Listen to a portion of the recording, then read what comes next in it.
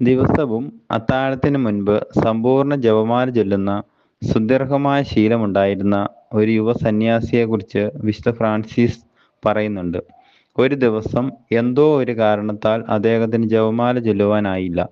ഊട്ടുശാലയിൽ ഭക്ഷണത്തിനുള്ള മണി അടിച്ചു കഴിഞ്ഞു. ഭക്ഷണം കഴിക്കുന്നതിന് മുൻപ് തൻ്റെ ജപമാല ചൊല്ലുവാൻ അനുവദിക്കുമോ എന്ന് അദ്ദേഹം സുപ്പീരിയറിനോട് ചോദിച്ചു. അനുമതി ലഭിച്ച അദ്ദേഹം പ്രാർത്ഥിക്കുവാനായി തൻ്റെ മുറിയിലേക്ക് പോയി.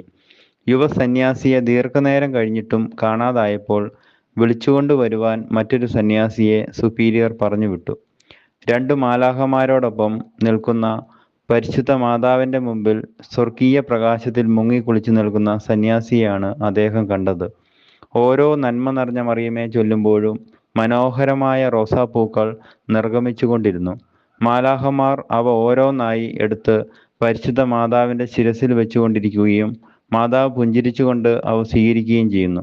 ജപമാല ചൊല്ലുവാൻ പോയ സന്യാസിക്കും അദ്ദേഹത്തെ തേടിപ്പോയ സന്യാസിക്കും എന്തു സംഭവിച്ചുവെന്നറിയാനായി എത്തിയ മറ്റ് 2 സന്യാസികൾക്കും അതിമനോഹരമായ ഇതേ ദൃശ്യം കാണാനായി. ജപമാല മുഴുവൻ ചൊല്ലിത്തീരുന്നതുവരെ പരിശുദ്ധ മാതാവ് അവിടെ നിന്നും പോയില്ല. അതുകൊണ്ട് സമ്പൂർണ്ണ ജപമാല എന്ന് പറയുന്നത് നാം യേശുവിൻ്റെയും പരിശുദ്ധ മാതാവിൻ്റെയും ശിരസിൽ വയ്ക്കുന്ന റോസാപുഷ്പങ്ങൾ കൊണ്ടുള്ള ഒരു വലിയ കിരീടമാണ്.